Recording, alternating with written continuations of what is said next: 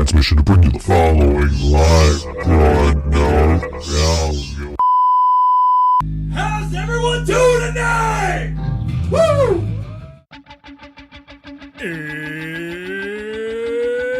It's Wednesday. It's 6 o'clock somewhere. With John ready in his chair. And almost 10 whole people watching from home. Are you ready? I said, are you ready?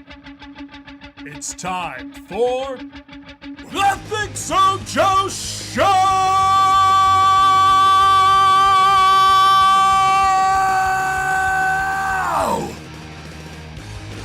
Look who's actually ready in his chair. Damn fucking right. I did not think I was outside waiting for you.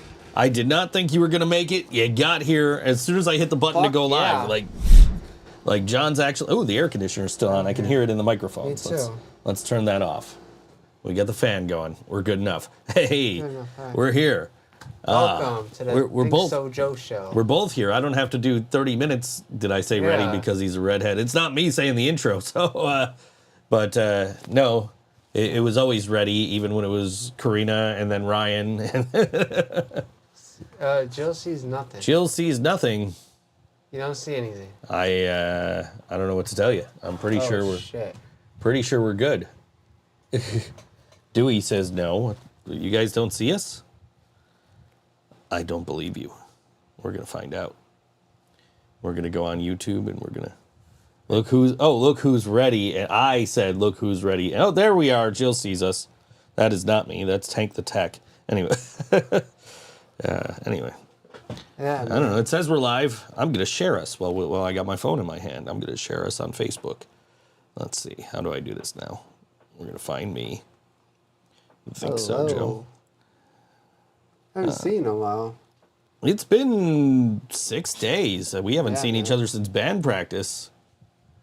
And I pointed at him while saying red. Okay, fine. John is red in his chair because he's a redhead. Oh, wow. Yeah, that was the connection Dewey made. We're live. Not love, live. Tune in. Not time. Tune. You see my selfie? With you in the smoke, in the fog? That's my badass selfie ever posted. The one Jill says is you being mad that you can't breathe because your basement's filled with smoke. Yeah, looks like an Fog album cover. I guess I'm coming out with a mixtape. John's making a mixtape. How to be emo. How to be emo. 5 songs.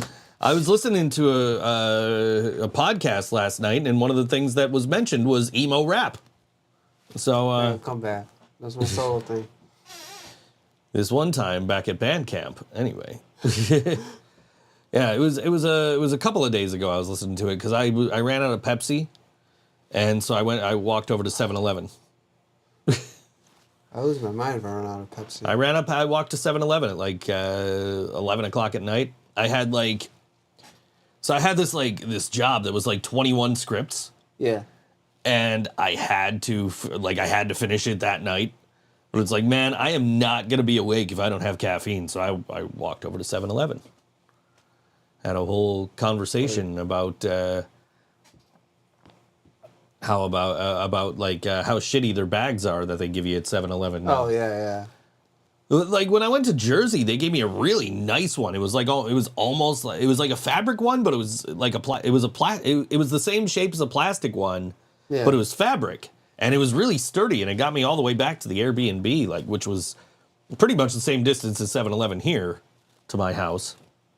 So, Brody's here, which I think is actually Jasmine on Brody's account. She says we can start the show now, or it could be Brody. I don't know. Brody watches us. How was that show you went to? Oh yeah, so I finally got to go out this weekend. I'd been stuck in the house for 2 weeks, two weekends in a row, basically. And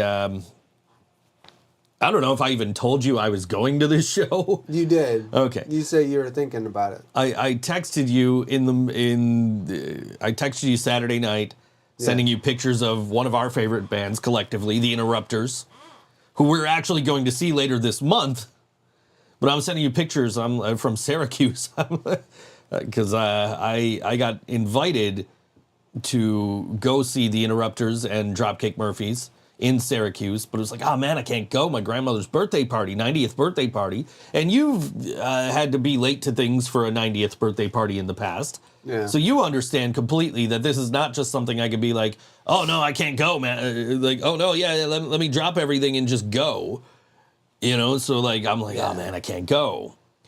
And then the party got postponed to actually the 14th, which is actually Leland's wedding reception. And I'm not going to the party. I'm going, are we sharing SKR store? No, we haven't yet. We might. Anyway, so I was like, wait, I can't go to this party because it's on the 14th. Yeah. I'm like, but you know, so me and my daughter were like, yeah, we'll just go visit her on the 30th anyway, on Saturday, because that was her birthday, was Saturday. And we're at band practice, and we're on the way to band practice, me and Shane, and I'm just like, you know, I wonder if I can get out of this and go to that show. So I texted my buddy Brandon, who was the one that wanted me to go. I said, dude, you still got that ticket? He said, yeah, I do. I said, listen, man, let me get right back to you. I might be able to take you up on that. So I texted my mom and my kid. I said, hey, would it be cool if we went Sunday instead? And my kid's like, yeah, that'd be great. We could go right after I get out of work. Like, all right, perfect. My mom's like, oh, we might go Saturday, but we might go Sunday. And I'm like, yeah, as long as me and Madison go, who cares, right? You know, like, as long as we all end up there at some point. So I text Brandon back. I'm like, dude, yeah, I'm in. Let me know what buses to get on or whatever, right? So, he's texting me during band practice. He's like, yeah, get this bus, get this train. Like, all right, cool. And it was cool because like I didn't really look at it because I was at band practice, I wasn't paying attention. And it's like 12 something for the train. I'm like, yes, that is perfect. And then it turned out to not be perfect because it was 12 p.m. He got the wrong train. He got a train back before we even get there. Actually, no, it would have been for the next day. So, but anyway, so he canceled his train and was like, no, we got to take this bus at 3:55 a.m. back home. It's like, okay, cool. I can find us stuff to do in Syracuse for a couple hours because I know people out there.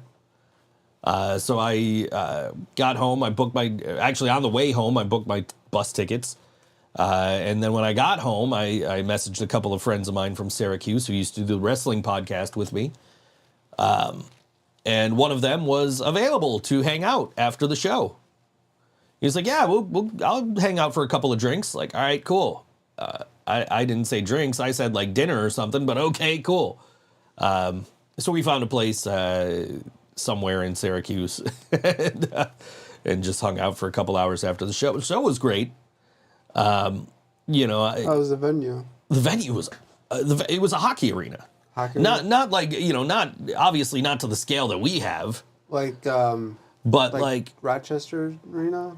A little smaller than that. A little smaller than that. Yeah, it's where the Syracuse Crunch play, I think. But like we walk in, the place is freezing, right? And like even the dude singing Jesse Ahern, he's like, man, it is cold in here. You guys cold? And then when the Interrupters came out, they're like, man, are you guys cold too? It was freezing in there. But then we looked down at the floor and we realized like, oh, we're standing on ice. That's why. Like they have like, the tiles over it or whatever, but like they're wet. You can tell that they're on ice. But the venue was cool. And what it afforded them the ability to do was set up like an arena show. Right? So when like you saw pictures of like the banners for the Interrupters, like they're on stage and the banner's right behind them. Well, that stage is twice as big as that because behind those banners, there's a giant video wall way at the back of the stage that, come on, Dropkick, you're touring with other bands. Let them use your video wall. It's not like it's a, the band that opened for Blink-182 at Darien Lake. I don't know if you were at that show. No. So they had like a really cool setup with like different video walls. This is just one big video wall. Like you could have let everybody else use that, right? Couldn't you? I don't know how those work. Maybe I'm wrong. Was the one with the Matt Skiba Yeah. at Darien Lake? At Darien Lake. Yeah, I was at that one. Yeah, so like you saw how the opening band's video wall was all set up. Yeah, It was, Data Remember. Yeah. So they have this giant video wall, and the whole time I'm just standing there watching the video wall because, dude, I've seen this is my third Dropkick show since the pandemic ended, and I've seen them before that. So like, come on, how many more times do I get to see this band? Says the guy who's seen Metallica like 6 or 7 times since the pandemic ended. But I'm watching their video wall, and the whole time I'm thinking, how the fuck are they going to fit that on the Riverworks stage? I think it might be too big for the Riverworks stage. Having a fire this weekend. Everyone's welcome to join if you know where John lives. He's having a fire this weekend. Okay, cool. Shane can't come, but Yeah, I saw. I'll think about. I'll probably get you. Okay, cool. I got a bunch of firewood I want to burn. Cool. So, and now seems to be the idea. 80-degree weather seems to be the perfect time to do it, to have a fire. Oh, yeah. I'm going to start a new fire. Fucking weather is terrible. I'm going to burn down my backyard. Leland still says I gave him COVID. I gave him COVID through the video chat we had the day before his wedding, I guess. I don't know. Joe gave me COVID. Yeah. Oh, God. Oh, man. Yeah, I wasn't even sick at that. Like, I was fine by the time the wedding went on, and which sucked because I got COVID like the day before, or no. It was the week after. I was fine by that point. I had been fine for a week by that point, like. So it was brought to my attention. I got a drum solo. Yes, apparently John is playing a drum solo on Friday the 13th. This will be my second drum solo at the Evening Star. So I got to think of something before practice tomorrow. So, yeah. He says some viruses travel through the computers. Yes, computer viruses travel through the computers. Virus, yes. But yeah, John apparently is playing a drum solo next Friday at the Evening Star. It's going to be fun. It's just I know I'm gonna suck, but we'll give it a shot. I finally got to see the set list. I'm like, all right, cool. A couple of songs that we've been playing lately are not on there, but that's all right. But there's a lot of stuff about COVID. If I get out of your conspiracy theory bullshit, man. COVID and 5G. Anyway, we're not even doing a cover. It's weird. Like there are literally no covers. I looked at this. I'm like, wait a second. Can we keep it down? Laura's trying to work. Laura, where the hell have you been? Laura, you missed the whole chat about me being in Syracuse with JT the other day. Well, welcome back, Laura. Anyway, you don't have to listen, by the way, if you're trying to work. You can turn us off. Scott was here a couple of weeks ago and gave you the okay. Anyway, son of a. What was I talking about now? Before I got interrupted by COVID conspiracy theories. Oh, we're possibly we right now we're possibly doing a cover. There are 0 covers on our set list, which is a first. What kind of cover? How many covers do we actually know? We know a few. I don't. Oh yeah. Yeah, we know some. We've been playing covers for 4 years, dude. Like. Oh, I do miss the blink outs. Yeah. Those were fun because you never knew what we were gonna play. Yeah. You just thought we were just gonna play Blink, and then all of a sudden it's like, oh no, they're playing the Proclaimers. Like, what the fuck? She's working still. Apparently. What's she working on? I don't know. She's working on a proposal to stop random tests of the emergency system on your text messages. Oh, I got that today. Yeah, me too. Yeah, she's trying to work on getting us canceled, probably, too. Probably. We also have kind of a cover inside of an original. Yeah. That's true. That is true. We do. That's true. We do. Which is funny because Steph just commented right before her not to tell her what to do. Yeah, I saw that set list and I was like, all right, cool. We're not doing that Distillers cover, and then it's like, oh wait, we're also not doing the Silence the Cynic cover. Like, we have no covers in this set list except for the mini cover in the middle of an original, which is literally like 4 bars. Just drum solo. Drum solo. Yeah. Steph has no idea what we're talking about. She just joined. She says, "Hi, John." Oh, hi, Steph. How you doing? I haven't talked in a while. We're talking about playing cover songs next week, which may or may not involve Travis Kelce. I don't know, but well, Jill didn't go with the idea of us throwing sticks, so maybe that's why I got that would have probably been a bad idea anyway. Let's see some. Strange Standard wants you to do a drum solo. You know what? I'm gonna do one. Strange Standard asks you deliver. I will deliver. Because Strange Standard delivered straight to my house. I better deliver now. Strange Standard delivered straight to my house this copy of Honey Pot on vinyl. Joe, I won't try to. They didn't even That's awesome. And I mean directly to my house. They did not even go to the post office. They literally brought this to my house. That's awesome. It was on my porch waiting for me when I got home on Thursday. October 13th, drum solo. October 13th, drum solo at the Evening Star in Niagara Falls. John gets his own solo show. Oh no, not a solo show. No. Not a solo. Yeah. No, that maybe one day. It's just gonna be John. He's gonna go up and play all the drum parts, and we're just gonna sit there and watch him. That's how the shows get. That's the surprise next week that Nick alluded to. Son of a bitch. I honestly have no idea what Nick has planned. I'm scared. I never know what Nick has planned unless I'm like directly involved in it. Just John. It'll be just 2 hours of breathing. Fuck you, Jill. Fuck you. Oh, here you go. Thanks. How you doing? I got to do that. One of our surprises, we'll give it away, I guess. We got new T-shirts for next week. Yes. They're being made. Yes. I am not doing them myself because I did not feel like doing them all, so I've just been really lazy.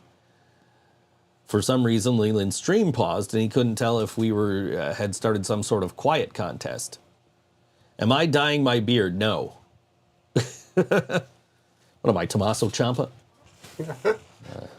Nah, there's some grays in here. Oh, man. There's some grays in here. Shows a sign of wisdom. Jasmine sent me a picture. She said she was half asleep. She thought it was me. When I saw it, I thought it was Dewey. It was just some guy on the internet advertising for a beard straightener. Maybe Nick is shaving his head. I don't think Nick's shaving his head. No. The faces you guys were making in that exact moment were like paused poses.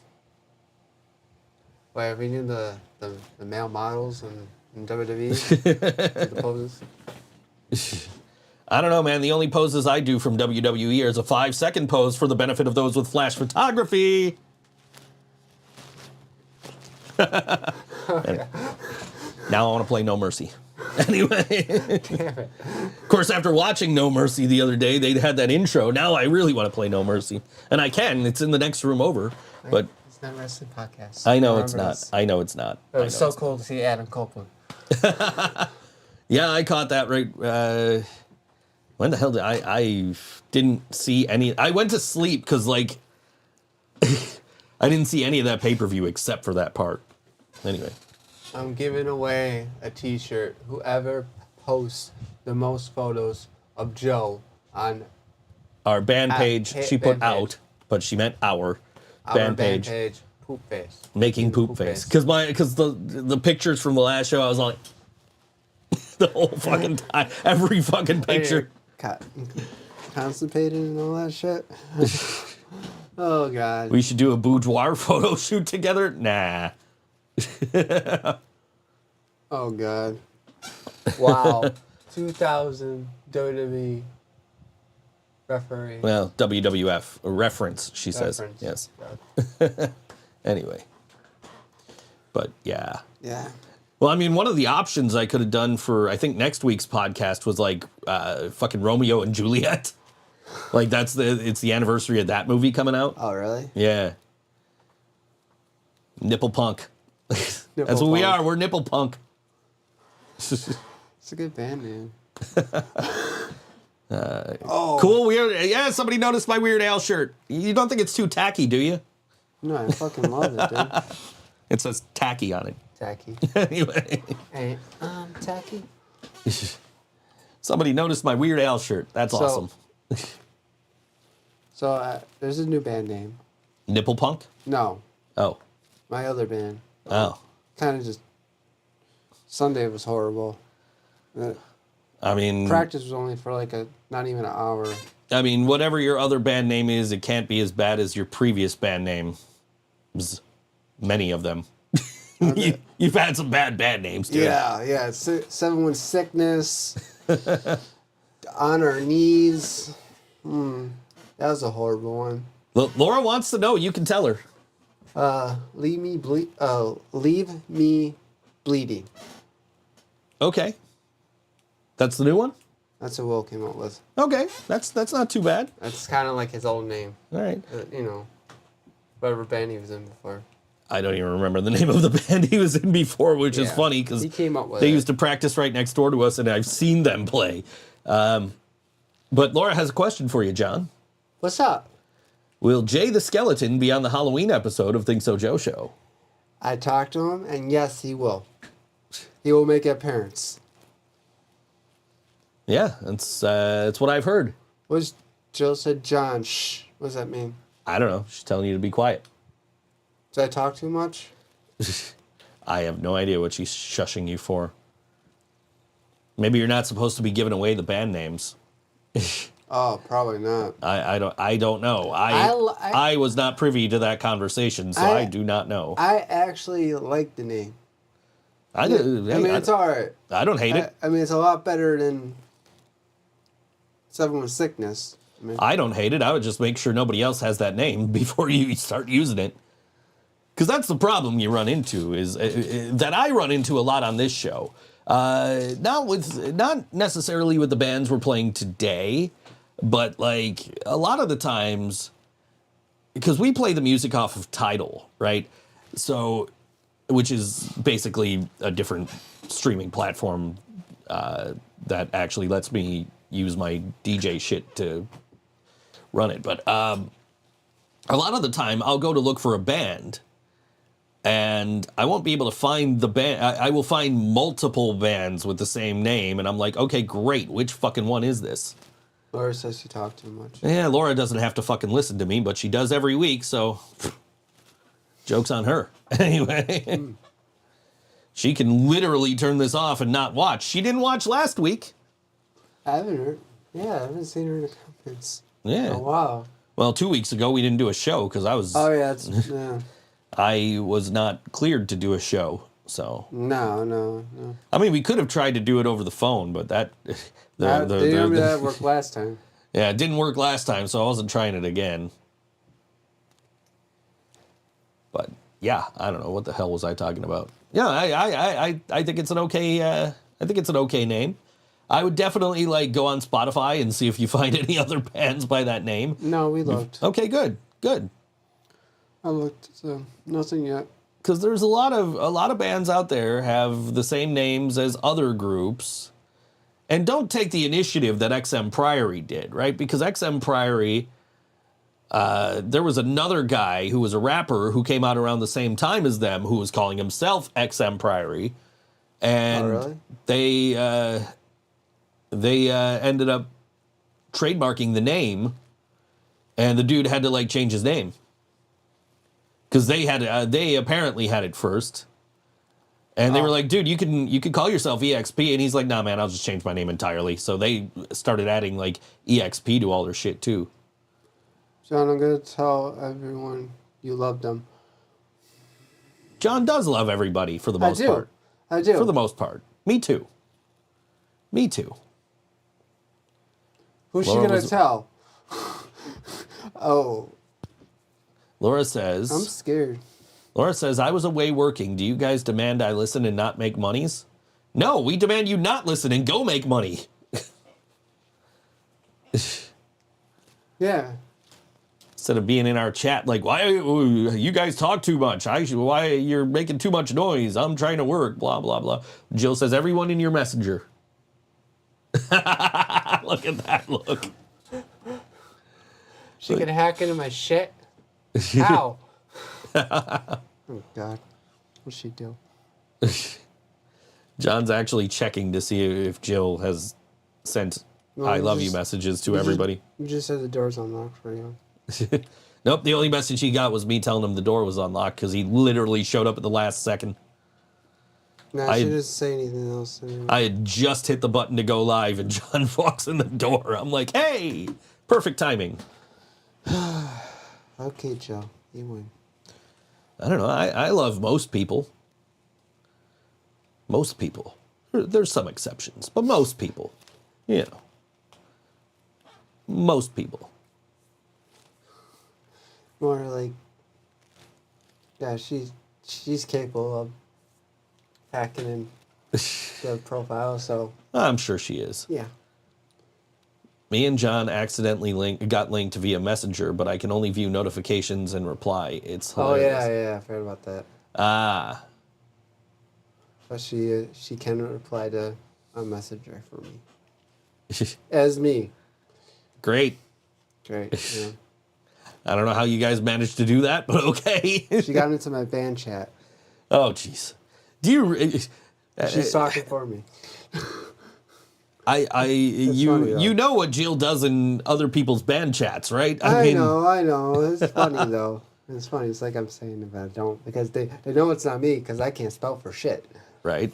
And my talk texting sucks. Laura says she loves you. Love you, too. She says the show is called The John Show with that think person. I can't say that, because I don't get paid, and he can kick me out. This is his house. This is true. This is his show. I don't get paid either, but this is true. I can't call it my show. It's his show. I just sit here and help I would him. love to see John try to run all this equipment. I can't. I would love to just no instructions. No instructions. Just walk in the door like, okay, John, you got this. You're handling all of this. Turn the camera on. Run the board. Run the lights. Run everything. I feel like Shawn Michaels. Oh, what does this button do? No! And it goes out there. Yeah, pretty much. I love you too, Jasmine. Even though you're still on Brody's account. No, John. The Think So John show. The Think So John Sean. She says Think No John. No, it says Think So John. Oh, she says Think No John. Yeah. I didn't see that. I was looking at Leland's. He said it's the Think So John Sean. See, I like that one. What are you trying to say, Jill? I have a brain. I use it sometimes. I'm playing a game on the PC. That's why. Oh, that's why she's still logged into Brody's stuff. I was playing a game on the PC earlier. They just released Tony Hawk 1 and 2 on PC, and I've already beaten it on Switch and Xbox. So I'm like, well, shit. Now I'm gonna beat it on the PC. That ain't Joe's house. It's my lady's house. This is true. That's true. You just live here. This is true. Me and my spider friend in the bathroom, we pay rent. He's still alive? He's still alive. Son. John went to wash his hands. I made him wash his hands at the end of the show last week, and he walks in. He's like, "Man, you got big." He did. Looked like he ate an elephant. John's gonna have a photo shoot. Huh? Apparently, you're having a photo shoot. I haven't started the band. Yes, you are. Yes, you are. Speaking of bands, look at that. Nice segue, right? Yeah, there you go. That's not what I was looking for. All right. Speaking of bands, this Saturday at 7 o'clock at Buffalo Ironworks, which, again, it doesn't give me an address. It just gives me coordinates. What the fuck is up with that, Facebook? Anyway, he's going to have a frolic through a field in a diaper. That's what the photo shoot's going to be? Anyway, this Saturday at Ironworks, Oregon Fairchild album release party with a special opening set from Wild Nights takes place at Buffalo Ironworks Saturday, October 7th, 2023. Doors at 7 o'clock, show at 8 o'clock, tickets $15 in advance, $20 day of the show, 18 plus with your ID. And it only took them 37 years for this band to get together. They met in 1983 as members of Buffalo, New York Grateful Dead cover band Wild Nights. Oh, so they're opening for themselves. That's cool. They're opening for themselves as a Grateful Dead cover band and then playing their Oregon Fairchild set. And this is a album release show. I forget what the album's called. I think it's called... it's called Leisure Suit. I can see it on the screen over there. Anyway. But this is Oregon Fairchild. And this is from the album Leisure Suit, and it is the song titled Leisure Suit on All WNY. Think So Joe Show.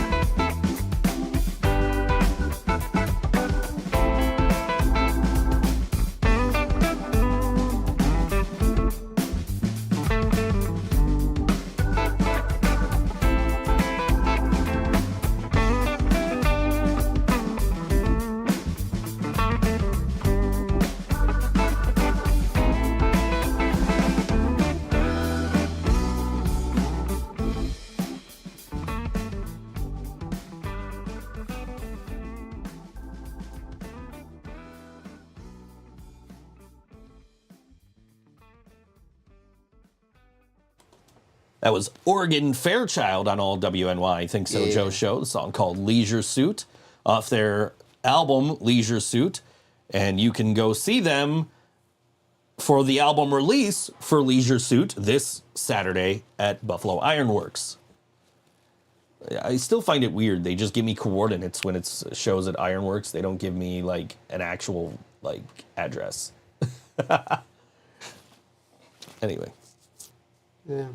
But if you live around here and you don't know where Ironworks it is literally right across the street from the arena. From the parking lot of the arena, the parking ramp there. So, you know. Speaking of, we were going to go to the home opener, but I was looking at prices, man. I don't know about that. The get-in price last time I looked was like $68. Oh. For the next game after that, though, next Tuesday, if you're interested in this, and I'll tell you who the opponent is in just a moment, I saw tickets at like $38. I'm down. Okay. Do you want to know who they're playing against? Tampa. They're playing against Tampa. We're going. So I think maybe we get tickets for that one. Yeah. Because it'll be like half the price of going to the home opener. Fuck yeah. As much as I miss hockey because I didn't get to go to the Prospects games this year and I haven't gone to any preseason games. You know, Steph went to a preseason game the other day. Yeah. She was. I was out on my way to Syracuse and texted her happy birthday, and she texted me, "Oh, it's not going so well so far," and it was 2-0 Columbus, and then Buffalo came back and won. So she got to see an exciting preseason game. But yeah, definitely thinking of hitting that Tampa Bay game. So I'm down. Yeah, I know you're down. You'd love to see the Sabres beat the Lightning any chance they get. What's a special someone there? Right. You might run into people you don't love there. Yep. Speaking of people we don't love, it's been mentioned twice in the comments in the chat already. Super Killer Robots broke up today. Really? Super Killer Robots broke up. Oh shit. So, and I'm not saying we don't love. I'm not saying that the we don't love them applies to everybody in the band because I love Chris. I absolutely do. He's one of the coolest fucking people I know, right? You know, if I didn't think Chris was one of the coolest people I know, I wouldn't book my birthday show there every year at Tudor, you know. But there is definitely a band member, former band member, I guess now, that we, many people do not love. John, who's winning the Super Bowl? 49ers. I got them trained well. Anyway, I'll tell you what, man. There's the prediction engine thing that they've been using, right? For the last like 3 weeks, it was the 49ers. This week, it's not the 49ers. You know who it is? Who? Don't even say it. Yeah. Don't even say it. I don't have to say it. You already fucking know. Oh, God, no. You already know, and It's they already know. It's never going to happen. It is not going to happen. Never. No. No matter how many times you put your fans through tables, it will never happen. You have to win playoff games before you win a Super Bowl. I don't care about your quarterback. Yeah, don't get me wrong. I'll admit, he's a good quarterback. He's great. And But he's very generous. His team sucks. He's very generous, too. Do you remember that first game? The other team's quarterback got hurt, so he threw the ball to him? Yes. And listen, this quarterback could be a future Hall of Famer and could win a Super Bowl, but with a different team. Just saying. Oh, man. If he goes anywhere else, this fan base will go fucking insane. ThinkSoJoE. He's been their fucking savior around here, man. Like, as opposed to, like, you know, my team gets really good quarterbacks and then they're gone in like a year because we find somebody better. And we're not saying any names. What team that is. No. You know who you are. We will leave it out of it. We'll not mention that team, I guess. But yeah. Go Sabres. Yes, go Sabres. It is almost hockey season. I'm so happy it is almost hockey season. Dude, I was at my grandma's house the other day, and like the Niners game wasn't broadcast locally, so I had to use my VPN on my phone and just so we're eating dinner, and I got my phone on the table watching the game. What'd she say? John, you are at a high-class restaurant. What are you wearing and why? A high-class restaurant. What am I wearing? Slipknot t-shirt. Slipknot t-shirt. My skinny jean shorts. And a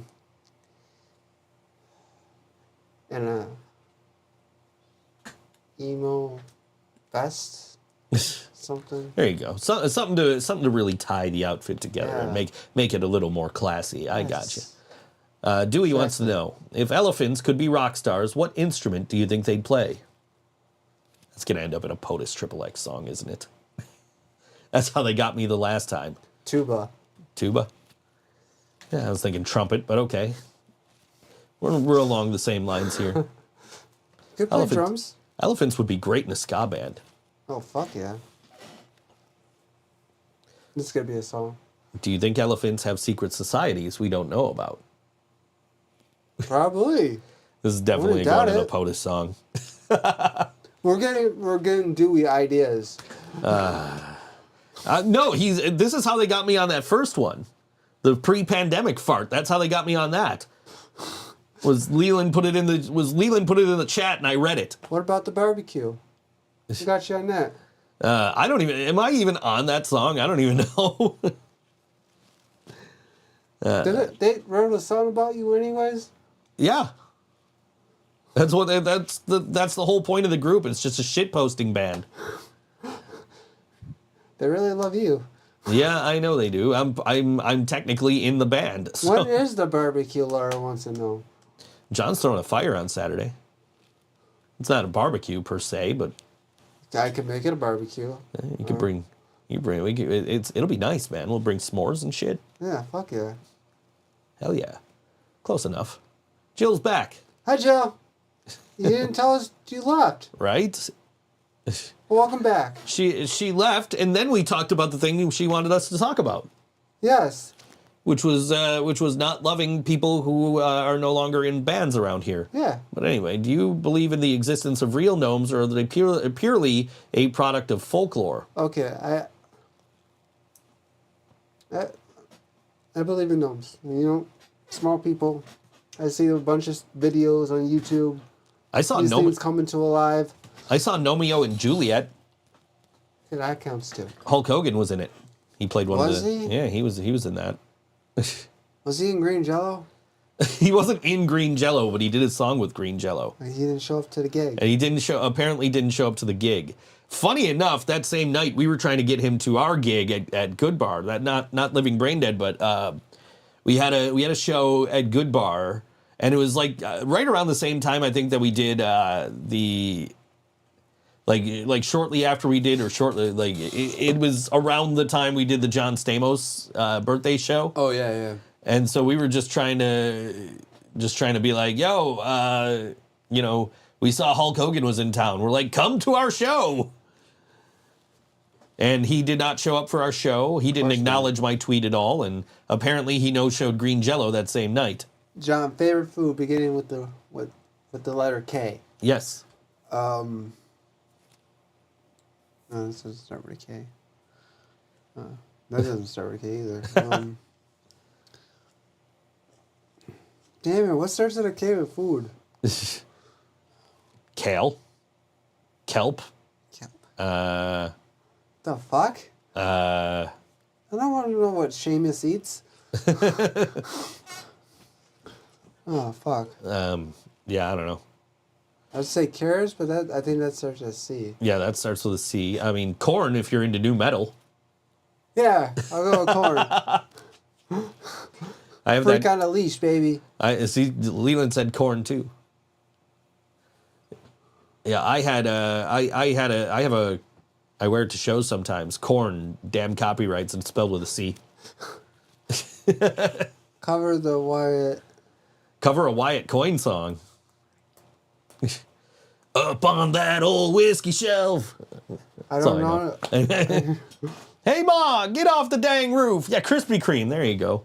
Krispy Kreme. Okay. We don't have one of those around here, do we? No, we need one of those. Yeah.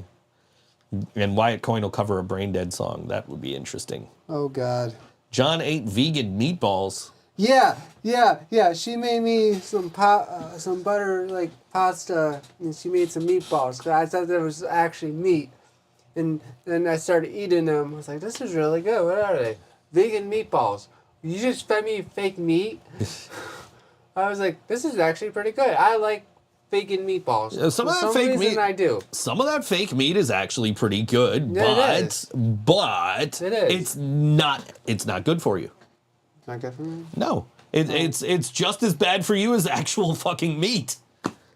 Oh shit. Yeah, they advertise like, oh, it's healthier and you're not hurting You're not hurting animals. I thought it was I'll give you good. that, okay? But like, it is literally just as bad for you as actual meat. Which is why, like, I'm not vegan, but No, I enjoyed those. I still eat chicken every night, like, but I've cut out like red meats and shit, like, and I've really strayed from my diet, and I really need to get back to it. But that's okay. Sarah says it's very premature, and it may not mean he's coming, but Hulk Hogan is in a picture on the Check Back Later website for next year's Comic-Con. Thank you, Sarah. Oh shit.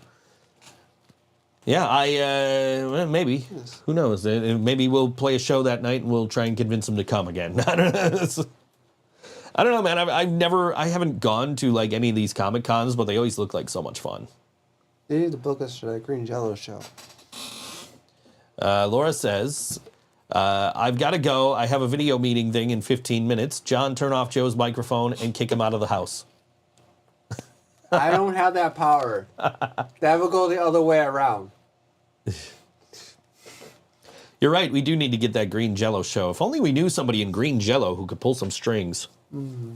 Who do we know? I can't think of the top of my tongue. I could probably just message Bill Manspeaker and be like, dude.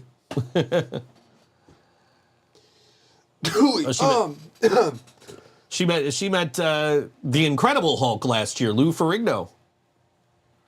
Dewey. She says, "You okay, dude?" Dewey. I mean, oh shit. That's a pretty bad cough you got there. Dewey. Oh, I caught it now. She says Lou Ferrigno's huge. I bet. Yeah. I saw him on Queen and Queens. Yeah, that is a big dude. He's the Hulk. Yeah, I want to start. We should start going to these cons, Yes. man. We need to. I've never been to one of those. Me neither. They seem so. All my friends, I see my friends go to these, and they meet all their favorite celebrities, and like my one friend, he's met all the Power Rangers. Oh, really? Yeah. Oh yeah, he's got his picture taken with all of them. I mean, except for that thing, two that passed. Well, the one passed recently, and he got his picture before that. Another one passed in a car accident. Yeah. But yeah, I don't know. We should start paying attention to these things and going to these things. Something to do, man. Like, I think most of them are like in Canada. I don't have my. Well, no, I mean, there's the Nickel City Con and Buffalo Comic Con and all that stuff in really? Western New York. Yeah, we don't have to go to Canada for those. We could cover a Wyatt Coyne song. I'll wear 10-inch stilettos and a denim cutoff jacket.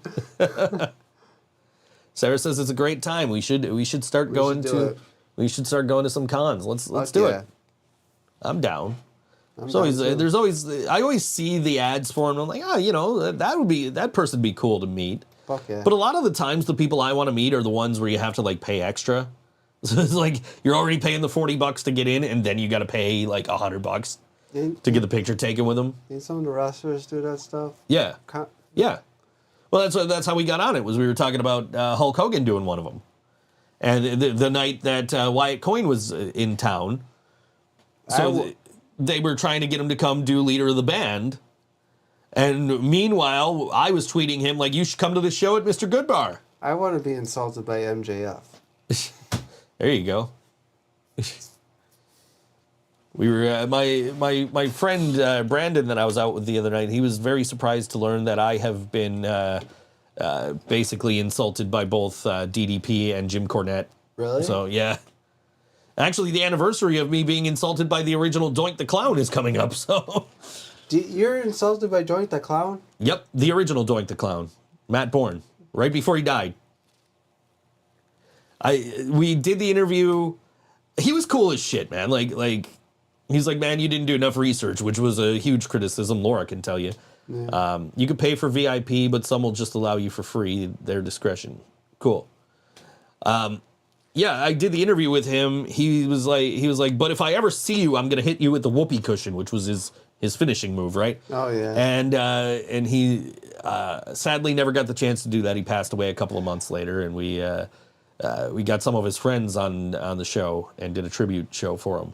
So that was pretty cool, you know, not to reminisce back into the wrestling podcast days, but you know, where you know the subject came up. So anyway, W-Y-A-T. Wyatt. She's trying to spell Wyatt. There's 2 T's. Anyway, but yes. Yeah. Anyway, is that what happened with the other ones? Basically, yeah. You know, but hey, I can say I've been yelled at by DDP and Jim Cornette. They yell at you? They didn't yell at me, but like, oh man, you know, like, dude, you got to do your research. Jim Cornette insulted me, you know, as he does. He insults everybody.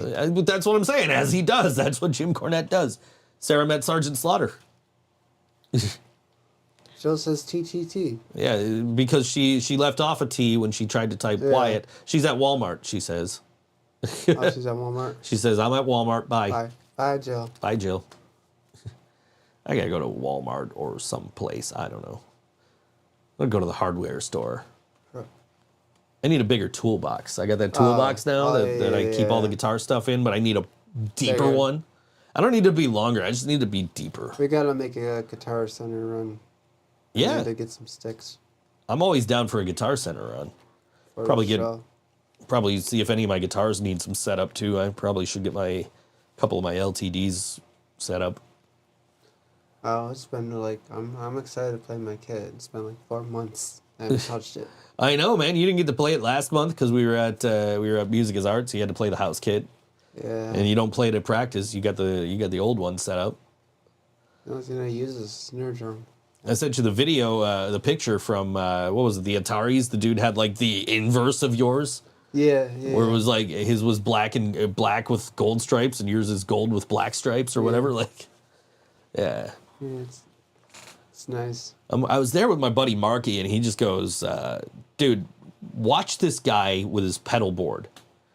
And talking about the lead singer of the Ataris. And I am just watching this guy, and he is just like tap dancing on his fucking pedals. I'm like, dude, you play pop punk. What the fuck effects are you using? Like the dancing game? Basically it looked like he was playing fucking DDR on stage with his pedals. Like, fuck it.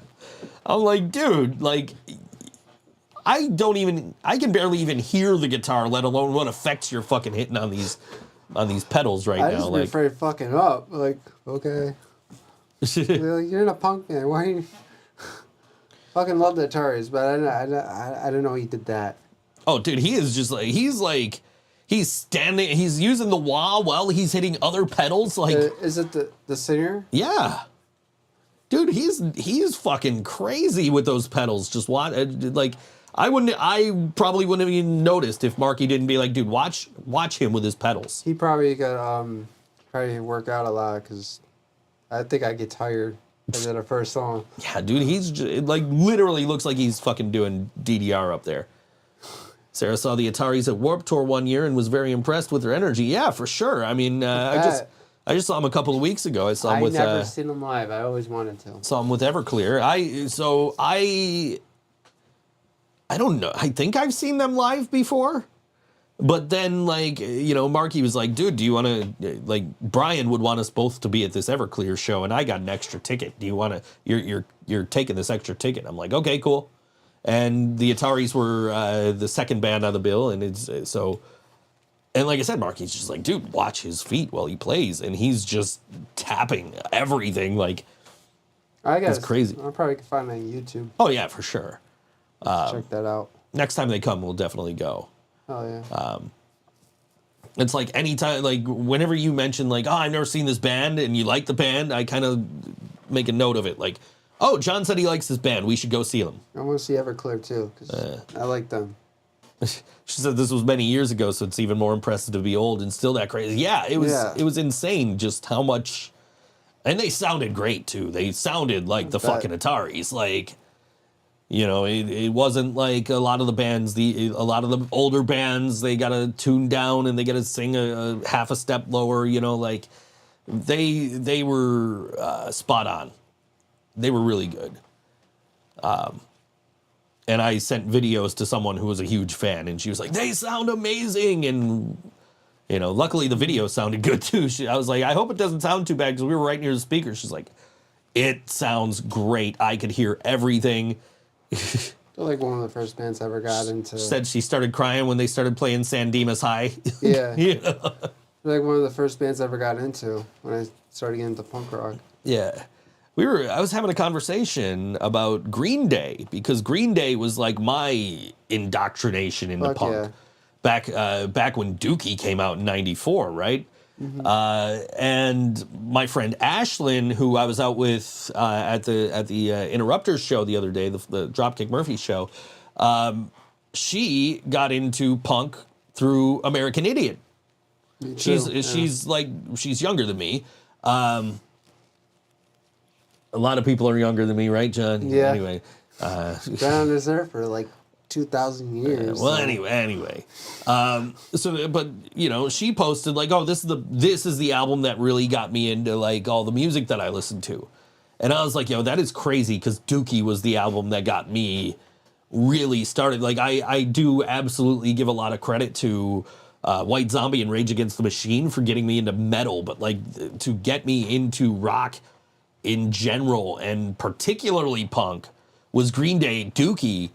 Fuck yeah. Coming out in '94, and just like, you know, it's amazing to me that, you know, two different generations, I think we talked about this last week too, but like two different generations got into the same genre of music through the same band, through albums that were 10 years apart, you know, like unbelievable.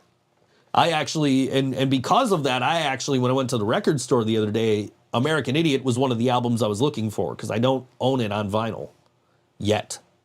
They didn't have it in stock. No? So I'm going to keep an eye out for it. But I ended up buying like 3 pop albums. I didn't buy any used records. I bought all new records. I bought 3 pop records. I bought the new Olivia Rodrigo record, because Shane listens to that in the car all the time. Like her song from that album comes on all the time. I'm like, hey, this isn't too bad. And so I actually went out and grabbed it at Revolver. The B-52s just put their greatest hits album out on vinyl for the first time. So I grabbed that. And I got Prince, The Hits Volume 2. Because I was like, I put on The Hits Volume 1, like, I want to hear this song, and it wasn't on it. And then I was like, oh shit, I got to get the second one. So I finally pulled the trigger on that. So I was listening to those earlier today too, the B-52s and Prince. I listened to the Olivia Rodrigo one, not as soon as I got home, because I listened to the Strange Standard vinyl, and also I got something really cool. And I'll tell the story real quick, because we got a couple of minutes. But my friend that I always go to the record store with, his name's John. We go to the record store, we go to the bookstore, and we go get tacos basically every Friday. And because I didn't go out with him the week before, he wasn't able to give me this record that he had gotten. What happened was he works back at the hotel I used to work at. And he had a band come in.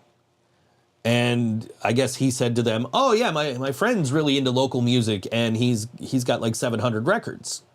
And he says the guy from the band comes back down later, hands him a record, and says, well, now he's got 701. And I'm like, yo, that's cool. So I got the story, but I didn't get the name of the band, and I didn't bother to ask, because I'm just thinking, oh, you know, he said local band. So I'm like, I've probably never heard of whoever this band is. And then, let me see if it's over here still. Is this it? Oh yeah, here it is. And then he hands me the record on Friday, and I immediately look at the bag, and I realize that it's an autographed copy of Icon for Hire, Amorphous, on vinyl. So, and I've heard of Icon for Hire. They're not, you know, they're not a local band. They are on a big tour right now. And so, like, that's like the coolest thing, because this is a bigger band. Apparently, they stopped in the hotel just to like dump out their merch box and sort their merch. And it's for them to just be like, yo, that like, oh, your friend collects vinyl. Here's one for him. And they signed it and everything. And it's like, who the fuck does that? That's so but I when I posted it on Instagram, when I played it, I said, but I'm afraid it wasn't record number 701. It was record number 689 in the collection. So we're getting close. I'm at 692 right now, I think. I think I might have one more to catalog back here too, but that's besides the point. We're going to play a song right now from a band that is playing this Saturday night as part of Metal Mountain's 40th birthday blast at Nietzsche's. Come celebrate Metal Mountain's 40th trip around our star with Shutterhead, Embrose 2099, and Murder. Only $10. Doors at 9 p.m. It is at Nietzsche's, so it is 21 plus, so we can forgive them for leaving that out. But this is Murder. And this song is called Literal Masterpiece on All WNY. ThinkSoJoE Show.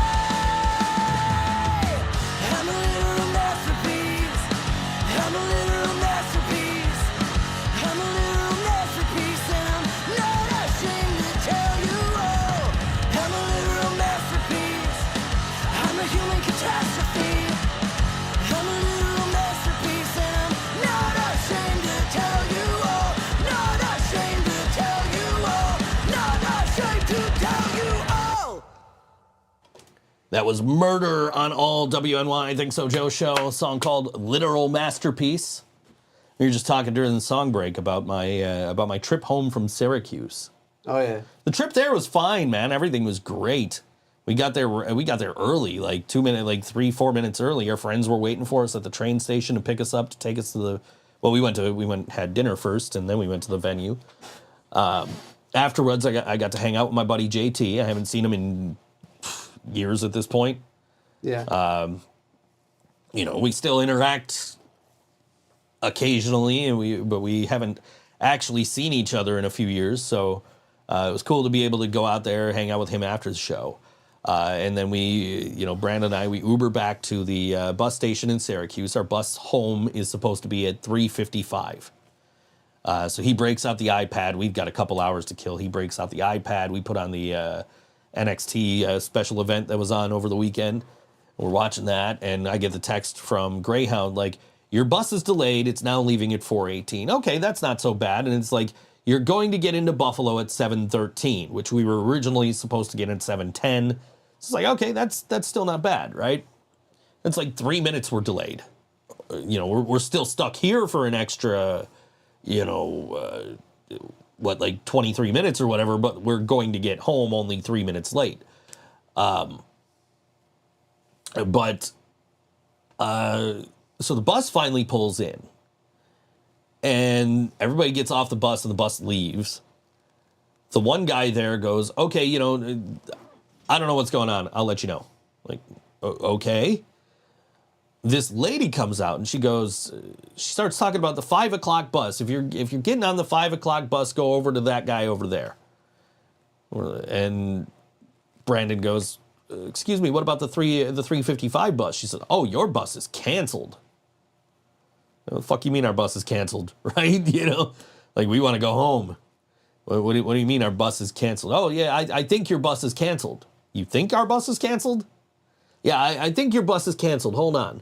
If you're getting on the 5 o'clock bus, go over there. And then the guy's like, no, this is the, 4 something or I don't know, whatever. But it was the wrong time, she was telling people. Anyway, so she calls us over to the desk. And she goes, let's get you new tickets because your bus is canceled. She starts trying to get him a new ticket, but it won't let her. She says, well, it's telling me it won't let you because you're going from Buffalo to Syracuse. Like, no, we're going from Syracuse to Buffalo. We're in Syracuse. So how did you get to Syracuse? Because your bus is for Buffalo to, like, our bus, we've been in Syracuse since 5 p.m. We're trying to go home. Our bus tickets are for Buffalo from Syracuse, not to, from. And she said, well, I don't know what's going on. You're going to have to call customer service.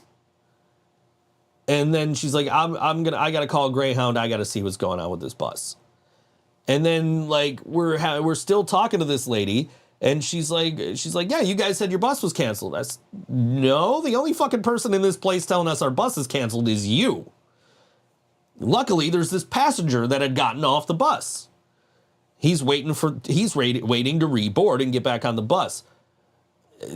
You have no idea. And I'll tell you, I will get more into that situation in a minute, but this passenger tells us, no, the guy just went to go get gas. We're delayed because there was a bus that was on fire on the side of the thruway. So we were delayed because of that. That's why we got in so late. He just went to get gas. He's coming right back to get us. Like, well, thank you. Somebody here fucking knows what's going on, right? And sure enough, the guy comes back and he reboards all the passengers and then gets all the new passengers on. And as soon as we're on the bus, I'm tweeting to Greyhound, like, yo, I don't know what the fuck's up with this lady. If she's, like, just tired or in an altered state or what. But she was just over here telling us our bus is canceled when we're literally on the bus right now. Like, and then she gets on the bus and she's like, if you're supposed to be on the 5 o'clock bus to Toronto, you're on the wrong bus. It's like, he scanned all the fucking tickets. If anybody's on the wrong bus, they would have known it before they got on the fucking bus. So she's confusing all these poor people who are on the right bus because they're going to transfer when they get to Buffalo to go to Toronto. Where's she smoking? I have no idea, dude. So I Greyhound hits me back later that morning, like, oh, hey, send us your information in the DMs and we'll look into it.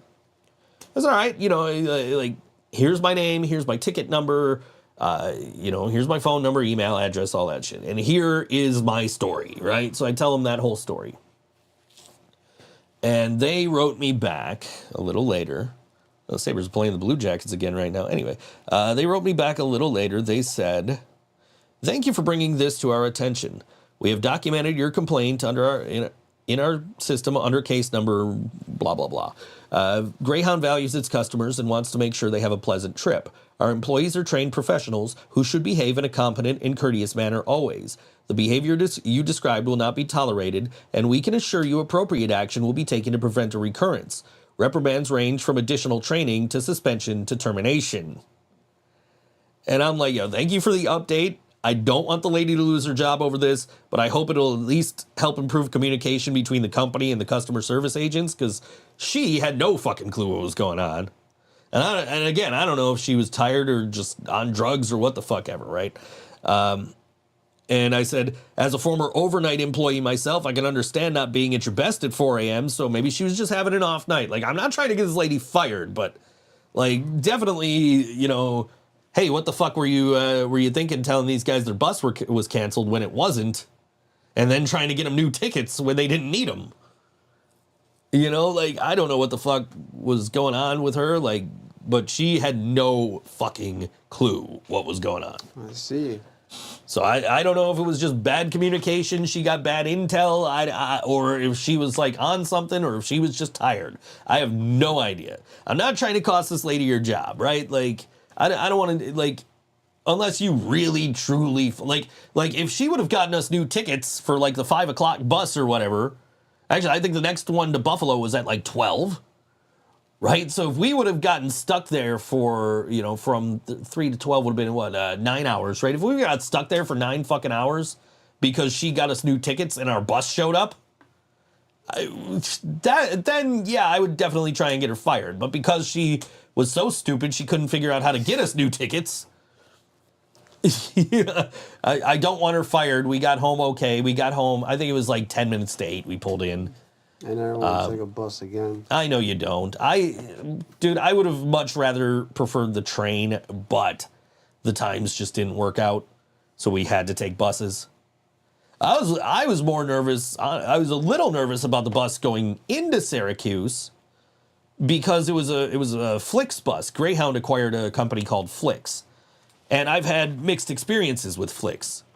When I was in San Francisco, they got me to San Jose just fine, right on time. Very smooth ride, got me there right on time. Couldn't complain. The lady was friendly, the bus driver. When I was coming home from New York, I have no idea how I lost 2 fucking hours. Because we were 2 hours late getting into Buffalo. No idea how. So mixed experiences with Flix. So when we booked this first bus was 2:15 to Syracuse through Flix. And I'm like, oh man, this is gonna, this might suck, dude. Like, hopefully we get there on time. But we got there, like I said, we got there right on time. Everything was great. Everything was great until we had to deal with this fucking lady at the bus station who didn't know what the fuck she was doing. And I don't know if, like, the driver didn't just, maybe the driver didn't tell anybody, hey, I'm gonna go get gas, I'll be right back to pick everybody back up. I don't know. It's weird though that the reason they were delayed was a bus on fire, because on the way to Syracuse we saw a car on fire. Really? Yeah, on the side of the thruway. It was a Kia. This lady who was in the seats across from us, she was looking out and she saw it. She said, "Was that a Kia?" "Yo, that was a Kia." And then she starts talking about faulty engines between, like, certain years that would just catch fire spontaneously like that. But yeah, this fucking car is just, like, on fucking fire. Thank God I didn't get a Kia. Yeah, right. Good thing Shane's good thing Grace got out of a Kia, right? So, but yeah, oh yeah. But yeah, I mean, literally just in flames on the side of the fucking road. Like, holy shit, that's fucking-sane. Yet somehow we still fucking managed to get to Syracuse right on time. Buy our merch. Merch.things. I was showing off some of our merch because I was talking to some friends and I was like, yeah, you know, we got, you know, I was on my podcast doing this, blah, blah, blah. And they're like, oh, what's your podcast about? I said, well, it's basically Wayne's World. And then I showed them the Wayne's World style stuff. And they're like, oh, we got to get that. And then I was also showing off my punkrockthreads.com stuff. Because I knew my friend Ashlyn would be like all about the fucking punk rock Toys R Us aesthetic. Yeah, get your Ask John t-shirts. Yeah, get your Ask John t-shirts. I wore my Mental Health is Punk t-shirt from Punk Rock Threads over to my grandma's house on Sunday. And then we got into this whole discussion on mental health. Yeah. Because I don't remember how this got started, but essentially my grandma basically said, oh, well, you know, if you're feeling sad, just don't feel sad anymore, right? And that's not that easy. You know just as well as anybody that's not how that works. No, it's not. Definitely not how it works. You know, it wasn't exactly what she said, but it was that was the implication. And I said, that's not how that works. And my stepdad goes, oh, you know, back in my day, you know, you have sad feelings, you have bad feelings, you just man up, you suck it up, and you get right back to work. Like, yeah, but that's not how you didn't know about mental health as well back then. Like, and I'm wearing my Mental Health is Punk t-shirt, and my kid goes, yeah, you rep your brand. I'm like, yeah, fuck yeah. Like, yeah, no, I get the, you know, be a manly man and you don't have feelings because you're a man. Like, I get that mentality, but I get that mentality 30 fucking years ago. There's ways to deal with it. I got certain ways to deal with mine. Sure, but it's not as easy as It's not as easy. It's not as easy as just like, oh, don't be sad anymore. It doesn't work like that. Like, oh, good, I feel better now. Like, what the fuck? No, that's not how that shit works. No. Like, and again, like, different generations, I understand, you know, back in the day, you didn't know about, you know, depression and anxiety and you know, these things weren't as prevalent or you know, I mean, not that they weren't prevalent, but they weren't as, like, studied and researched and understood. So it's like, you know, yeah, back in your day, yeah, you suck it up and be a man. Yeah, back in your day, you know, men didn't become women. I understand that, but this is my day. Yeah, this is today. You know, and I've this conversation has been kind of like replaying in my mind because I'm thinking about, you know, like I to one extent, I get, like, that's how your generation thought. So I understand why you think that way. But at the same time, I come from a generation where, you know, when I was a teenager, we would use very derogatory terms just basically to call somebody an asshole. Terms that, you know, I'm not going to use on this show because they're derogatory to LGBT, you know, QIA plus individuals. Yeah. And you can imagine what those words were. Back in the 90s, we used those words all the time. We didn't mean it as a gay slur. We certainly didn't. Like, we did not, it was meant as an insult, but it was more meant as, like, you're a fucking asshole than, you know, you are actually what we are calling you. But I won't use those words anymore. You know, back when I was a kid, those were the words you use. I won't use those words anymore. I know better. We learned more in the last 20 years. We've learned more in the last 40, 50, 80 years, you know, since my grandma was a kid. We've learned more. We understand more, and we, you know, we as a society can be, you know, can be retrained to not feel like, oh, suck it up, you know, or, you know, boys will be boys, that bullshit, you know, like. Come on. Yeah. It's not like that anymore. No, it's absolutely not. We know more about these things. We know more about depression. We know more about how the mind works and how depression is actually a disease. Like anxiety is a thing that a lot of people have. Plus things like ADHD and stuff like that we didn't know. We were starting to hear about when I was a kid, but way too late for me to be diagnosed with it. I am pretty sure if I go to a fucking doctor and say, hey, can you tell me if I have ADHD? I'm pretty sure I have it. I have it. I'm have it. I'm pretty sure I do.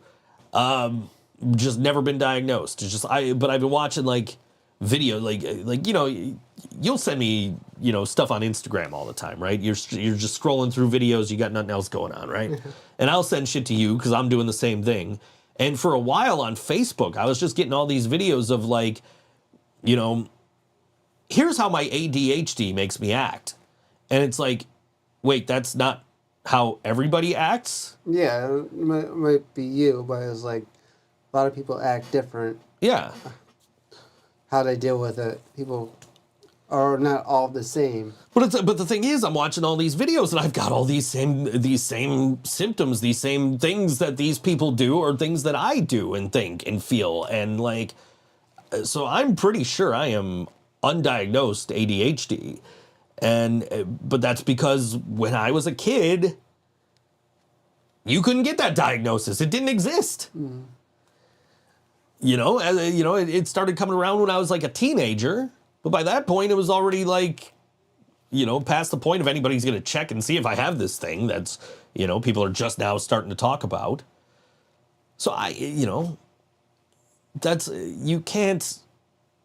I get you're from a different generation and back in my day and all that, but we're not in your day. No. We're today when we know all this stuff now. Just sick of hearing people say that back in my day. Oh, back then you wouldn't. Kids don't have respect. I mean, today kids don't have respect. Oh, fuck that. We were talking about kids today, man. They're all on the street. We were talking about kids today. Someone's writing down some of them. We were talking about how much worse kids are now than when I was a kid. And like I said, we were, back then using homophobic slurs as we weren't even better. I mean, just as an insult. But I went to my, it wasn't really a high school reunion, but it was a bunch of us from my graduating class got together. It was for 15 years. Yeah. But we didn't really call it a high school reunion. It was just a get-together. And my class advisor, Kate Muldoon, she's no longer with us, she was there. And when I was in high school, she was one of my teachers. And that class had one girl in it, and that girl dropped out. So it was all dudes in this class. Oh. And... Sausage fest. So my teacher, we weren't the best behaved individuals back then. You're a bad kid? I wasn't a bad kid. My friends might have been bad kids that were in that class with me. We made a dude cry once in that class. But anyway, but she was, you guys are the worst class. And, you guys need to stop swearing because it's rubbing off on me, and I swore in church, right? So when I saw her at this 15-year anniversary, 15-year reunion thing, right? And that was my senior year that I was in that class. So it was 15 years later, I asked her, I said, we still the worst class you ever had? She said, oh, no. These kids today, they are so much worse than you guys. Mm-hmm. And it's like, oh, okay, good. I mean, not good. That sucks, because these fucking parents don't want to be fucking parents. I worked Boys and Girls Club. I know how kids today are. I mean, here's the thing. I didn't want to be a parent. I became a parent, and I fucking nailed it, okay? I know you did. Like I didn't, there was definitely times where me and my kid were sitting on opposite ends of the couch playing Switch. But if she needed something, I'm there. If she's misbehaving, I know about it and we're taking care of it. So you boys have any idea how fast? Do you boys have any idea how fast you were going? Very fast.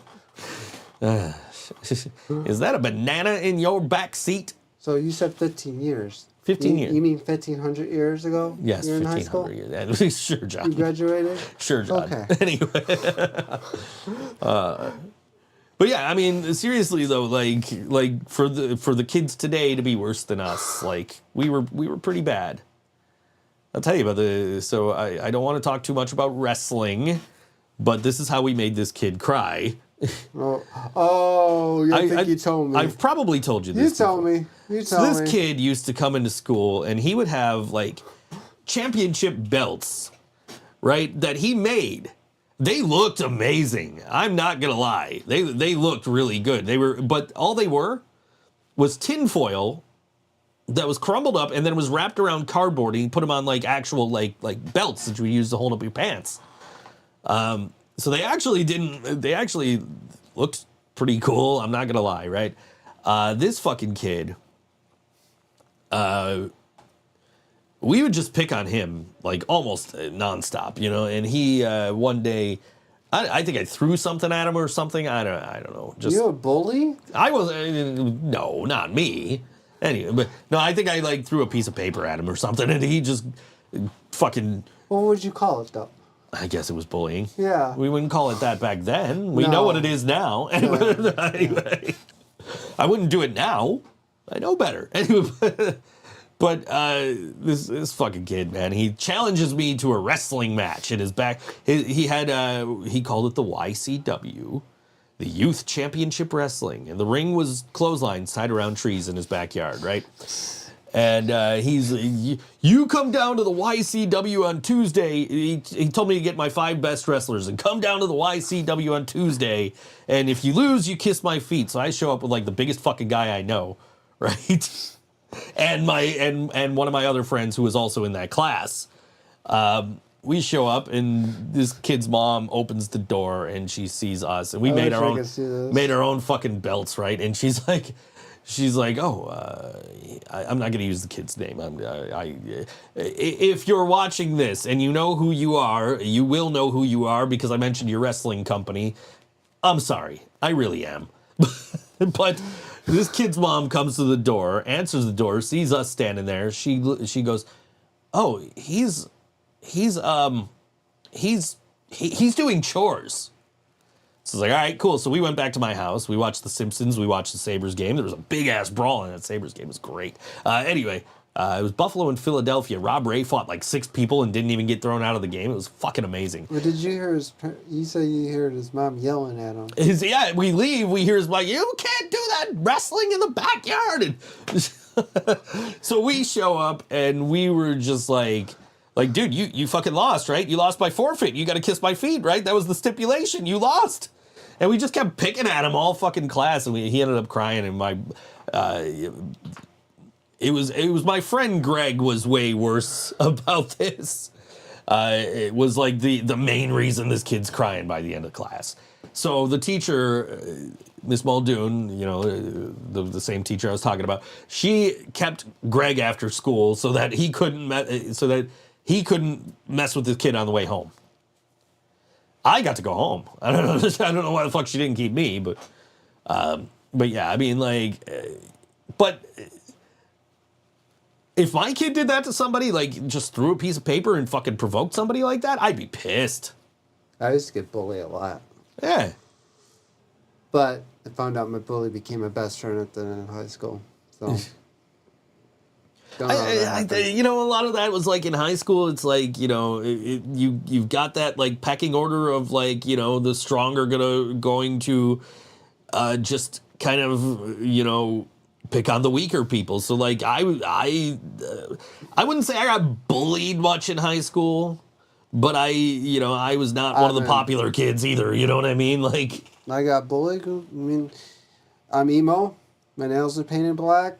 Yeah, I was a goalie, but I had the hockey team that had my back. Good. No, I think it was like, I mean, like, I wasn't like top of the food chain or nothing, but I wasn't like picked on all the time either. So I think it was just like like a thing of like, oh, look at this pathetic kid here, like. I was pretty roomy fit in my locker though, so maybe some room for myself. I never got stuffed in a locker. I can't say I've ever been stuffed in a locker. Nor have I ever stuffed anyone in a locker. Like, literally, I think that was, like, the worst thing I ever did was, like, throw a piece of paper at this fucking kid and then, like, shit on him the whole fucking time. It was, YCW, Young Crackhead Wrestling, right? Is that what you got going on? That just fucking with the kid. And again, if this kid sees this, I'm sorry, dude. I really am. Like, I was a stupid kid back then. Like, he's changed. I mean, I didn't know him 1,500 years ago, but he's changed. It was a ridiculous thing for us to do that shit and fuck with you so bad about that. Like, but done is done. I hope you're doing well out there. Yeah, hope you're doing all right for yourself out there. Hope maybe you got a good job in wrestling, because I know I got a couple of good jobs in wrestling. So unintentionally too at that. But I'm gonna play some music. Get on to some happier things here. Monday, October 9th at 8 p.m. Eastern at Amy's Place, which is at 3234 Main Street here in Buffalo. We've got a band from Chicago coming through. They're called Lower Automation. They're playing with K-Hole, Daggermind, and Shallow Teeth. That's at Area 54 at Amy's Place, October 9th. Music at 7 p.m. Doors at 7 p.m. Music at 8 p.m. $10 suggested donation. I do believe this is an all-ages venue. So, again, we'll forgive them for not putting ages on here. But this is one of the bands that is opening that show. They are called Shallow Teeth. And this song is called... I had to look, because sometimes those R's kind of blend together. This song is called Carrier on All WNY. ThinkSoJoE Show. I'm going to turn this down, because we had to turn up that murder song.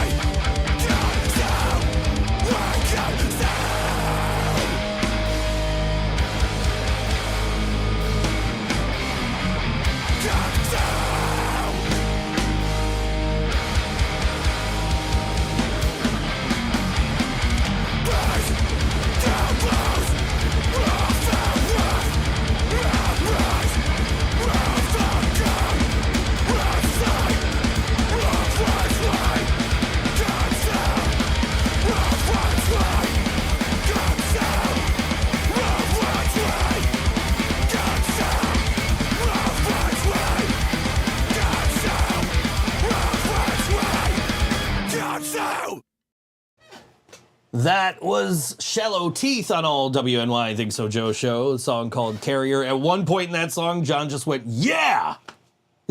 Yeah. Let me talk to you.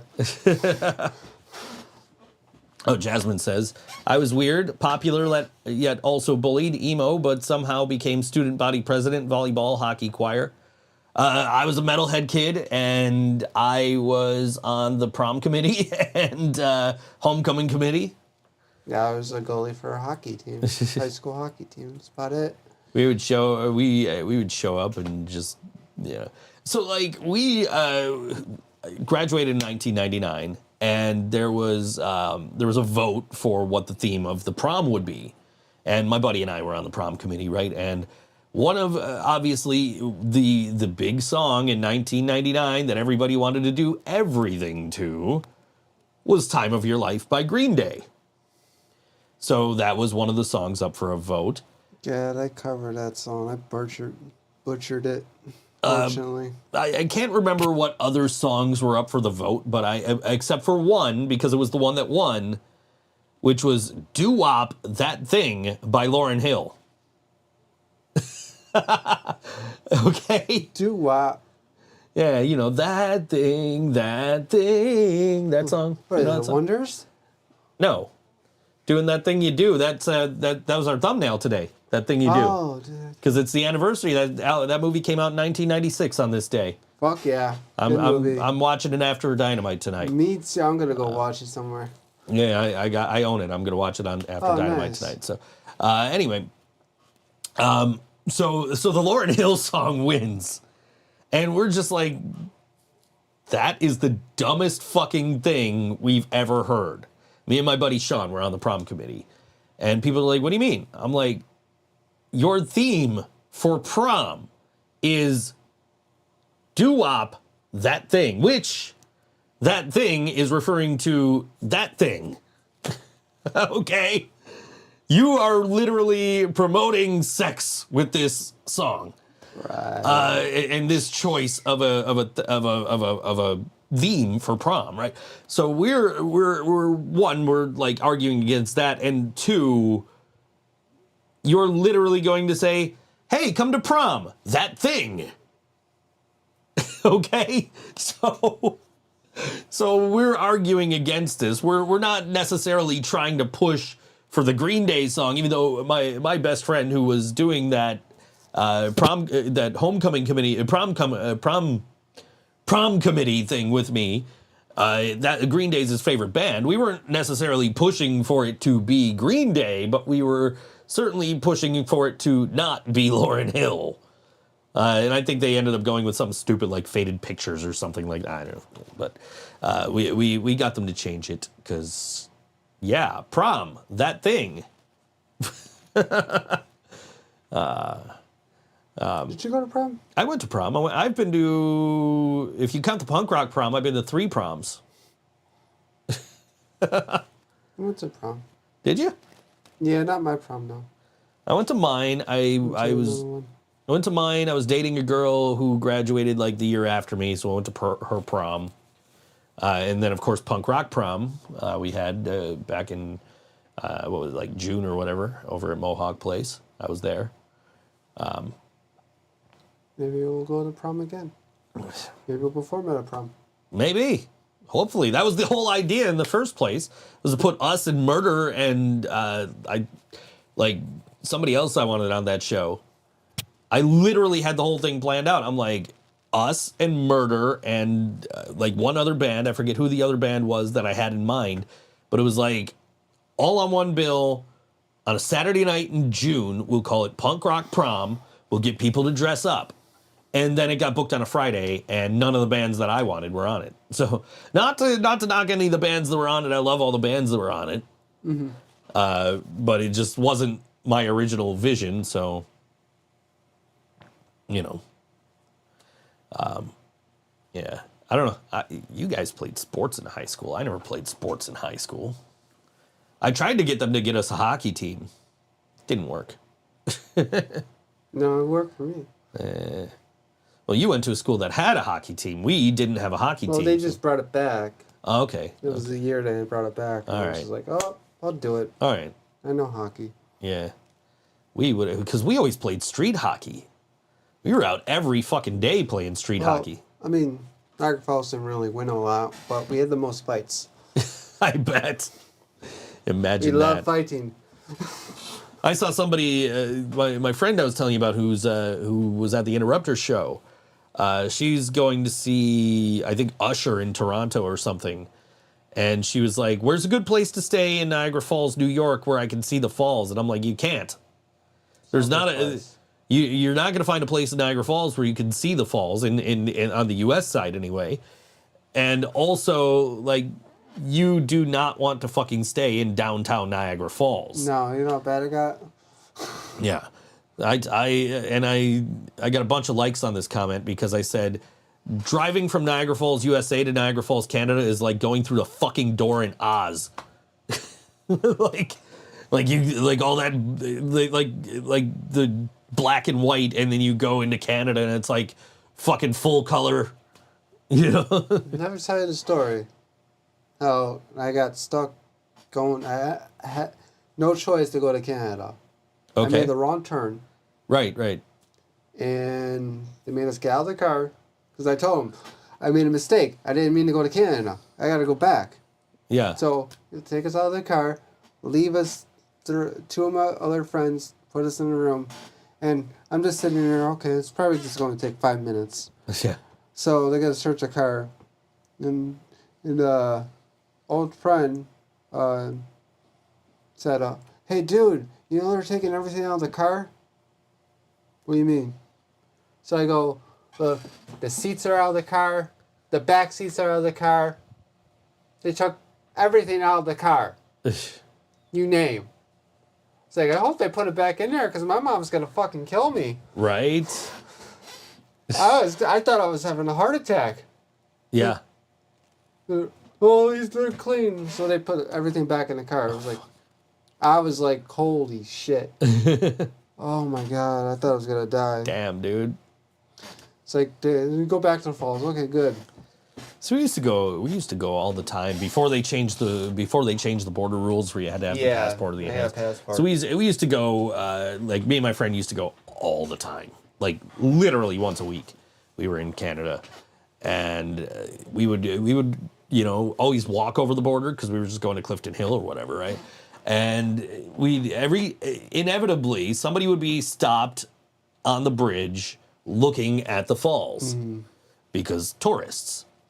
Of course, yeah. And of course, me and my friend, we lived in Niagara Falls our whole lives, so my friend would just always yell, "It's only water, people!" You know, a couple weeks ago, a deer went over? No, I didn't hear that. Yeah, a deer went over the falls. Oh, jeez. Yeah, I'm pretty sure it's dead. I was like, I take it didn't survive. No. Poor thing. Yeah. My mom was showing us all the pictures of all the deer that she gets in her front yard. I get in my backyard every night. Yeah. Oh, my mom would love that. I even got the shed way in the back. Yeah. It's a woodchuck living in it. Oh, okay. And my mom has actually got to like, she's had to like take measures to stop hunters from hunting basically on her property. Yeah. So. Oh, she's got hunting land. People hunt in her backyard. People can, yeah. I mean, there's wildlife back there, so. But she has to take like steps to stop people from hunting back there. Oh yeah, she don't worry about getting shot or stuff like that. Yeah. Well, she's more concerned about the animals than anything else. True. My mom loves animals. True. My dad's a big hunter. I'm not. You think I got a lot of cats? My mom's got double. It's too cold for me. What, hunting? Yeah. Yeah. Too cold. It was never anything that I was interested in. Like, I don't like fishing either. I don't mind fishing. I'm too, I can't sit there. I love hiking. I'm too impatient. I love hiking. I'm a little cautious now because ever since I broke my foot. Right. I don't know. My stepdad took me fishing a couple of times, and it was, like, so I know how to cast a reel and shit. Like, I know how to do all that. It's just, I just was bored out of my fucking mind doing True. it. So I would just sleep. That's what I did when I hunt the first year. I just like sleep in my chair. yeah, I don't know, man. It's just it wasn't my thing, so I never got into it. Yeah. I did learn how to skip stones on a fishing trip once. I mean, not a trip, but like we were out fishing, and one of the other kids taught me how to skip stones. So I know how to do that now. There's a useful life skill for you. Skip a stone across a body of water. I taught my kid how to do it too. So I like tubing. I mean, in water. yeah, It's always fun. I don't know, man. Give me dry land. Dry Give me Where's dry dry land. I don't know. I've never been on a boat. So like there was talk about like having to take the ferry back and forth at fucking Music is Art. I'm like, oh man, this is gonna suck. Luckily the bridge was opened back up so we could just walk. Yeah. But yeah, like if we're going to the Riverworks, we're gonna have to park where we usually park yeah. and walk over, because I'm not being that freaking line. Yeah, that's fine, dude. Yeah, I mean that's gonna be a good show, man. Like I said, Dropkick's not really my thing, but they put on a good show. Yeah. They have a big video wall now, and I was just like, they didn't have that the last couple of times I saw them, so I was just watching the video wall. Occasionally looking at the band, like, oh man, you know, these guys are actually pretty good musicians. Just I've seen them so many damn times, and they blend together with Flogging Molly, who I've also seen a million times. So it's like, I learned how to put a video wall together cool. before. It's a pain in the ass, but it's pretty cool. You get it all. It's like a puzzle. I was watching the Crew take down the Jesse Ahern banner, and I'm just like, well, thinking of you. Oh yeah. You just remind me. Yeah. Apparently I cost somebody $1,500 Yeah, apparently so. that I got blamed for nothing. Yep. But you're the one that needs to apologize, John. Oh my God. You need to apologize. You need to apologize for me, and you need to apologize for Jill. Even though we didn't authorize you to do so. Even though neither one of us authorized you to do so. I am not sorry for them or for what I did, because I did nothing wrong. And what I did was fucking hilarious. Yes. I thought it was funny, and I told them that. Yep. But yes, banners, yeah. Yeah, I was watching them take down because there's like sorry. 5 or 6 fucking guys on the stage just rolling up this fucking banner. I do not. Jill does not consent to you apologizing on her behalf. Nope. Neither do I. No. No. I'm not sorry for something that I didn't do to a banner. Right? I love you, Treyu. But so yeah, I was just watching the. I haven't heard from them since, though. I put it out there since I told them off. Okay. Yeah, I was just watching the changeover between bands, like them taking the banners down, and how many people were fucking on this thing, like just taking the banners just to take the banners down. There's like 6 fucking people. Like all of the bass just all rolling it up at the same time as the truss is coming down that it's on. She said the name. She did say the name. Oh, love it. I love it. She's got bigger balls than us. Fuck it, I'll say it. His name's Jeff. Fuck him. Anyway. I'm not apologizing for my fucking movie phone bit because it was gosh darn hilarious. You're so good at it, and he does this for a living. I do. I get paid. I get paid to talk. So when I get to do stupid shit to annoying people, welcome to Movie Phone. If you know the name of the film you would like to see, please enter it now. Debbie Does Dallas. Ridiculous shit, man. You did it so good. I don't know how you didn't crack up laughing. Dude, I don't know how I did it either. I can't get through some of these voiceovers sometimes with some of the wording that they use unintentionally that just comes across really hilarious. The funny is that they kept calling. And I kept answering. Welcome to Movie Phone. Yeah. Fucking You can thank I love guys. I love guys. you can thank Nick Lucido for that one because he was doing the fucking meat wad and the Macho Man and all that. Man, that was good too. And that fucking inspired me. So. And you know Nick ain't apologizing for shit. Nope. Dude, what I love about you or Jill. I love Nick. He's such an influence on me. He got me back into playing music. He got me fucking doing that fucking movie phone thing when they were calling you. I'm pretty sure when I was in the Falls, he lived down the street from me. Probably. Nick lived near everybody. I'm an asshole, therefore I'm allowed to call out other assholes that are bigger assholes than me. Yeah, okay. I'm not an asshole, so I just get to call out assholes, I guess. Assholes calling. I love it. You guys are awesome. I got the greatest friends ever. Yeah. We got you, buddy. Oh, man. Yeah, ridiculous. Next Friday, Evening Star. Let's go. Speaking of Nick Lucido, we're playing with XM Priory. Playing with XM Priory for the first time. Also with AC Anton for the first time. We get some tricks up our sleeve for that show. Nick's gonna talk to you. Yeah. Everyone else is an asshole. Everyone else is an asshole. But who cares about that, though? I have that album over here somewhere. I think that's this one. Life Sucks, Let's Dance. Is it this one? It's not this one. It must be the one before it. Yeah, I don't see everyone else as an asshole on this. So it's got to be the one before it. I just ordered Real Big Fish, turned the radio off. I couldn't get the one I wanted. Let's see, is this the one? Everyone Else is an Asshole. That's on Candy Coated Fury. Great album. This has my favorite Real Big Fish song on it. It's called Hiding in My Headphones. It's my anthem on Tinder. Oh, really? Hiding in my headphones. Because that's basically me all the time. I am hiding in my headphones. You're hiding in your headphones. Yeah. Dancing to the beat in my head. Just dancing to the beat in my head.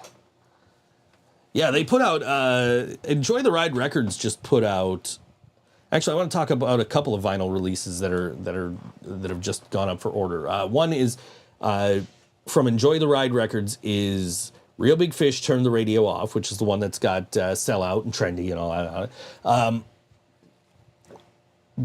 And they put out, there was 300 pressings on two-tone vinyl, which is black and white.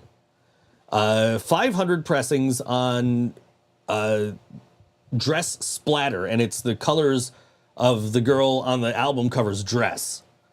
I couldn't get either of those before they sold out. I ended up getting like a green one that I don't even know what the fucking relevance of the green is.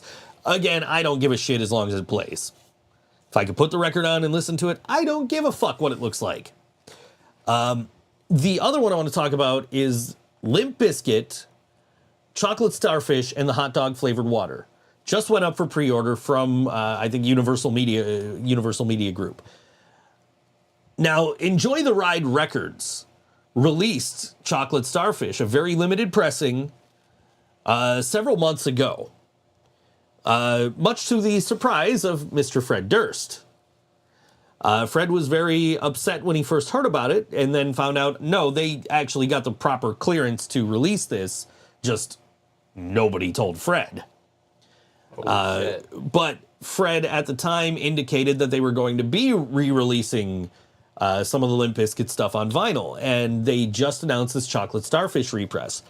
Here's the thing, though. If you order this Chocolate Starfish repress that just got announced, you're not getting the proper album. If you go on, say, Spotify, YouTube Music, Tidal, wherever you listen to your music, and you put on the album Chocolate Starfish and the Hot Dog Flavored Water, and you get to a song that Fred did with Exhibit, the name is escaping me off the top of my head. It's going to bug me, but I'll figure it out after the show. You get to the song that he does with Exhibit on the show, on the song.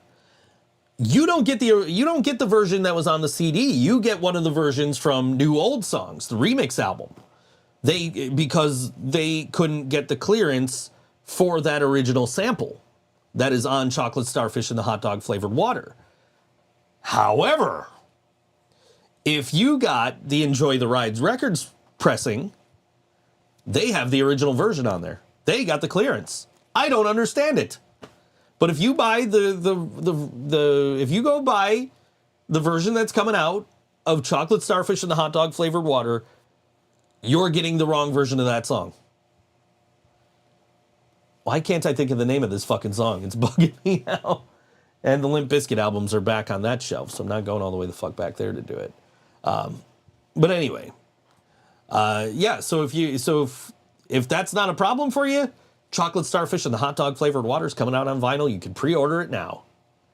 For me, I need that original fucking version because that's the version that I know and want to hear when I'm listening to that album. It was a huge shock when I was listening to it on streaming, and it was like, wait, what the fuck is this? This isn't the song that's supposed to be here. Oh, wait, yes, it is. It's not the version of the song that's supposed to be here. But yeah, so that was something interesting I observed. Also, they're repressing Rancid Indestructible, which I've already got on vinyl because I've got all their studio albums on vinyl now. I saw it. I'm not even acknowledging it. Anyway, but we got to get out of here. We got one more song for you today. It is from our friends in a ska band here in Buffalo. We've got the Soap Girls coming to Buffalo next Wednesday. So if you're not here for our show, we understand.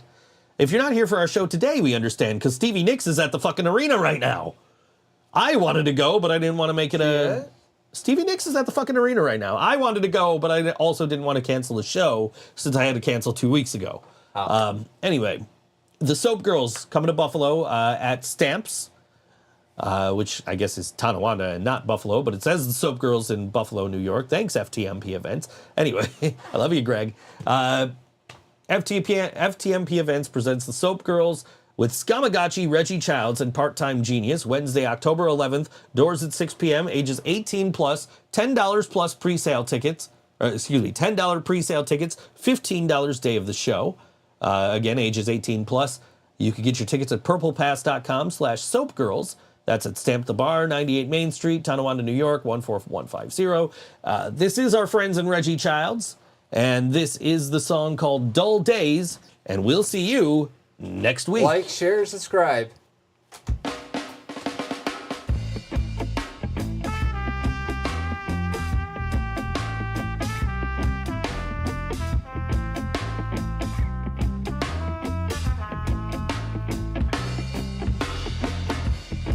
I remember coming on dull days, the little things ain't getting no praise, but you picked me up was on time. Don't worry about me, I'm fine.